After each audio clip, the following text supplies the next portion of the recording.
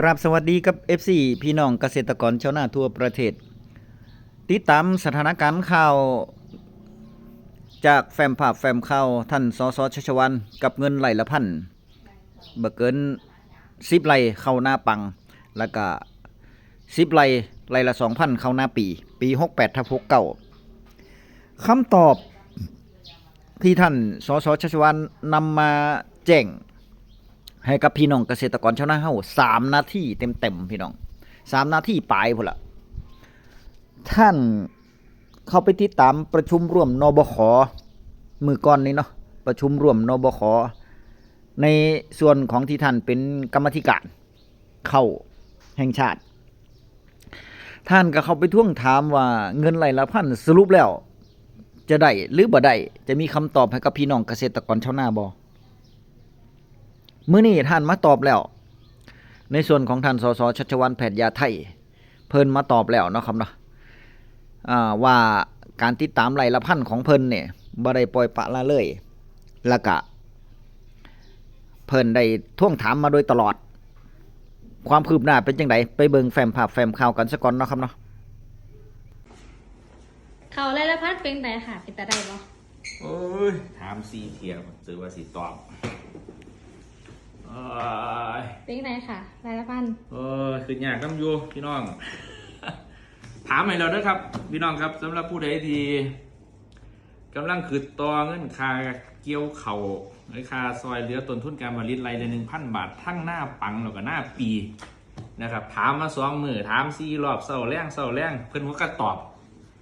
นะครับอธิบดีกรมการข้าวหัวต้นตอบชี้แจงผมวางหันในกรณีเงินค่าเกี่ยวเข่ารายละ1,000 บาทค่าเงินค่าซอยเหลือต้นทุนการผลิตหรือว่าค่าเกี่ยวเก็บเกี่ยวรายละ1,000เนี่ยเป็นยังไงแน่ทั้งหน้าปังรอบวางหันแล้วก็หน้าปี68/69สิมานี่เป็นตะไดบ่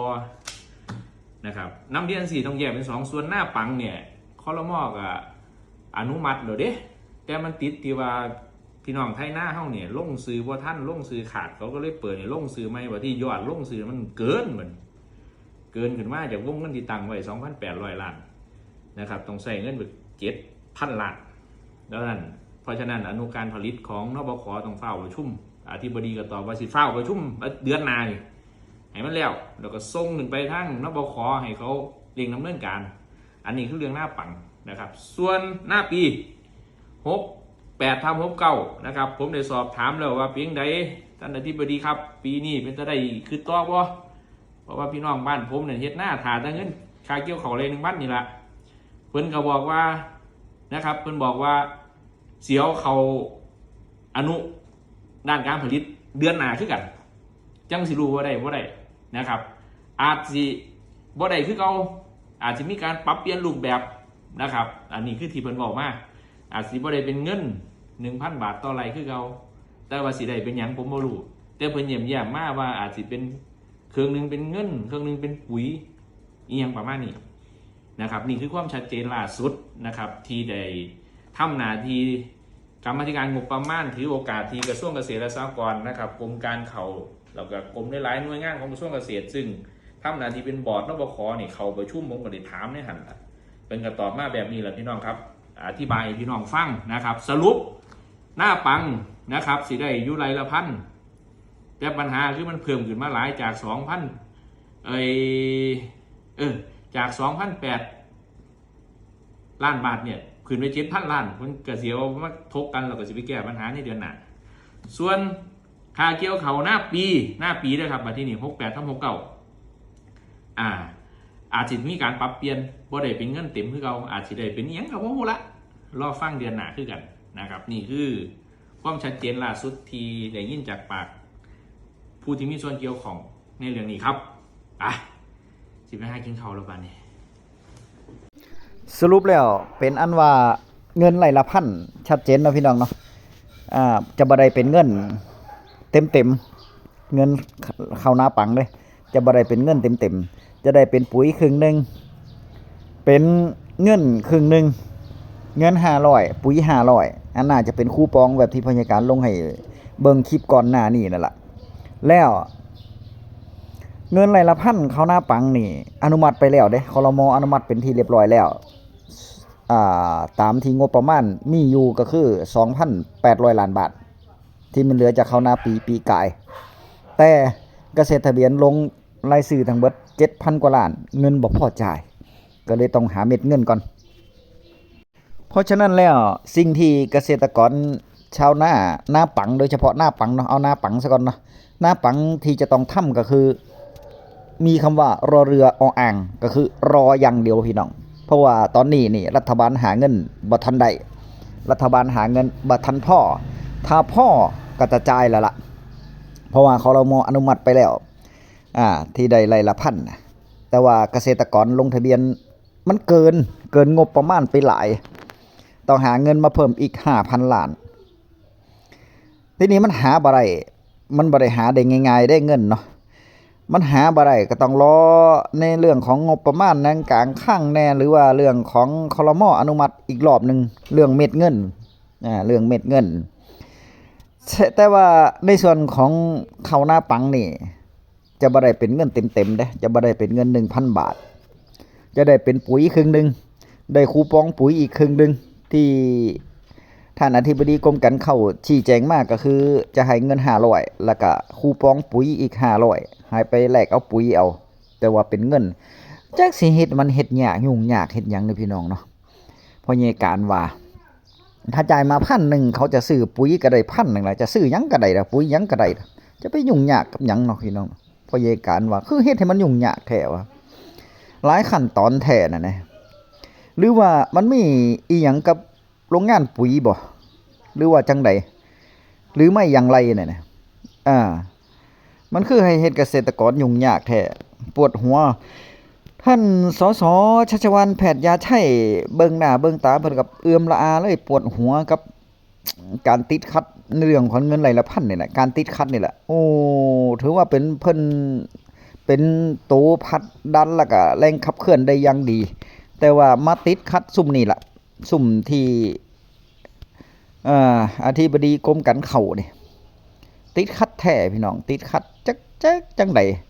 สืบมือสืบเว้นลีลาอยู่หั่นล่ะเพราะเหตุการณ์ว่าลีลาหลายเด้อนี่ปัญหาหลักๆในการจ่ายเงินไร่ละ 1,000 2,000 นี่ก็คือเรื่องเงินพอมันมีปัญหาเรื่องเงินนะก็คือเรื่องเงินนี่ล่ะ1เงินบ่พอบ่สามารถที่จะจ่ายได้2งบประมาณมันหาบ่ได้นะอย่างที่3ก็มาให้ธกสเป็นผู้สำรองจ่ายธกสก็เป็นหน่วยงานอีกหน่วยงานหนึ่งของรัฐบาลนี่ล่ะในเมื่อมีคำสั่งจ่ายก็จ่ายได้อยู่แต่ว่าเสนอ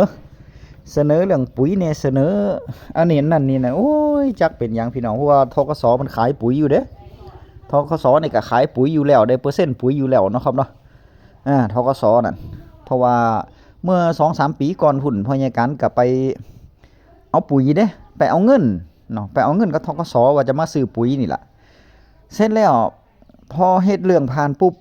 เพิ่นก็ให้ซื้อกับธกสเลยเด้เพิ่นให้ซื้อกับธกสเลยเอาใบปุ๋ยมาให้เบิ่งว่ากระสอบละเท่านี้เพิ่นก็มาส่งฮอดบ้านพี่ลาแต่ว่าถามว่ามันถูกหรือมันแพงมันเวลาเงินออกมาเพิ่นหักเอาเลยได้เงินมาหักเอาเลยแต่ถามว่ามันถูกหรือแพงถ้าซื้อในท้องตลาดร้านขายส่งนี่ก็แพงกว่าแต่ว่าถ้าบวกลบคูณหารในการมาส่งฮอดบ้านแล้วก็พอๆกันนั่นล่ะเนาะก็พอๆกันนั่นล่ะเพราะว่าหยังเพราะว่าเพิ่นน่าจะคิดมาการมาส่งฮอดบ้านนำน่ะนะ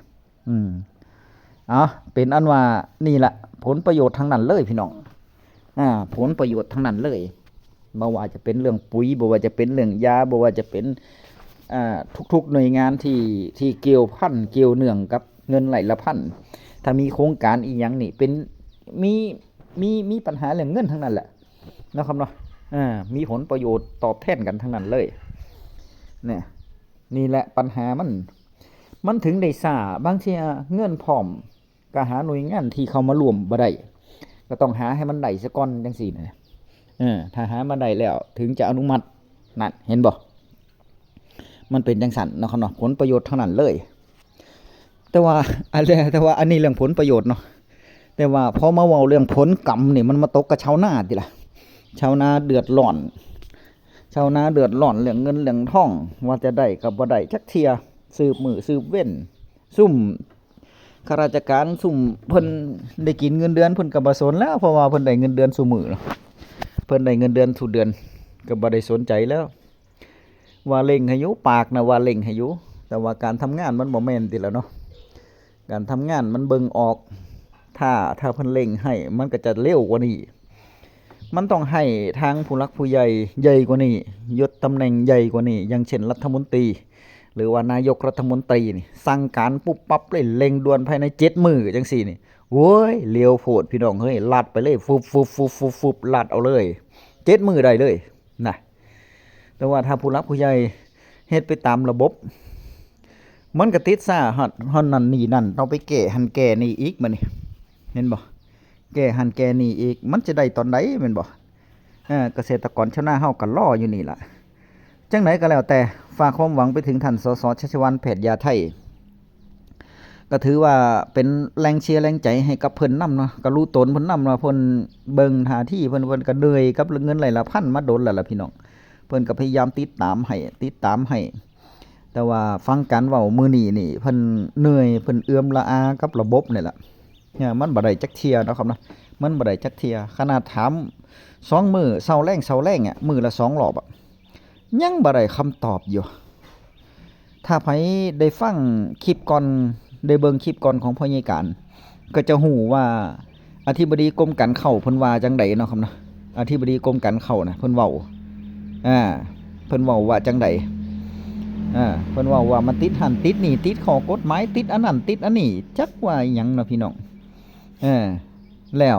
ทั้งที่ตอนนี้นี่นายกรัฐมนตรีแพทองธารนี่สั่งให้เบิ่งสั่งให้ดูแลพี่น้องเกษตรกรชาวนาเฮาแล้วเด้สั่งแล้วก็เลยเป็นการประชุมนบขเมื่อวันก่อนเนาะครับนะถึงได้มีการประชุมนบขเมื่อวันก่อนแต่ว่าทั้งนี้ทั้งนั้นเด้อทั้งนี้ทั้งนั้นท่านอธิบดีกรมการข้าวแล้วก็ท่านสสชัชวาลก็เว้าตรงกันก็คือประมาณต้นเดือนหน้าต้นเดือนกรกฎานี่เพิ่นว่าจะทำให้มันแล้วเสร็จแล้วก็จะชัดเจนกว่านี้นะครับนะจะชัดเจนกว่านี้ก็รอเบิ่งว่ามันจะเป็นจังไดต่อไปพยาการก็จะได้ติดตามจี้ติดบ่ยอมปล่อยล่ะนะครับนะบ่ยอมปล่อยล่ะจี้มันไฟล้นก้นเพิ่นนั่นล่ะเจอกันใหม่คลิปหน้าคลิปนี้สวัสดีครับ